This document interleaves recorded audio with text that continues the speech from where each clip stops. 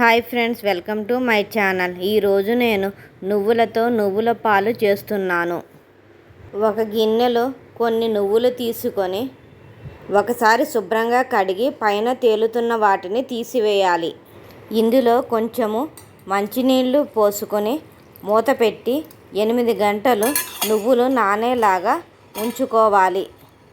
నానిన నువ్వుల్ని మిక్సీ జార్లో వేసుకొని గ్రైండ్ చేసుకోవాలి. ఈ మిశ్రమాన్ని వడపోసుకోవాలి. వడపోసుకున్న నువ్వుల పాలు వడపోసుకున్న తరువాత వచ్చిన నువ్వుల పిప్పిని మరలా కొంచెం నీళ్లు పోసుకొని గ్రైండ్ చేసుకోవాలి. దీనిని మళ్ళీ మనం వడపోసుకోవాలి. నువ్వుల సారం వచ్చిన తర్వాత మిగిలిన నువ్వుల పిప్పి. ఇప్పుడు మనం స్టవ్ వెలిగించుకొని ఒక గిన్నెలో కొన్ని నీళ్లు తీసుకొని ఈ నువ్వుల పాల గిన్నెను పెట్టి గోరువెచ్చగా వేడి చేసుకోవాలి. నువ్వుల పాలను తాగగలిగితే గోరువెచ్చగా చేయకుండా అయినా తాగవచ్చు. గోరువెచ్చగా అయిన పాలను మనం ఇప్పుడు ఒక గ్లాసులో తీసుకుందాము.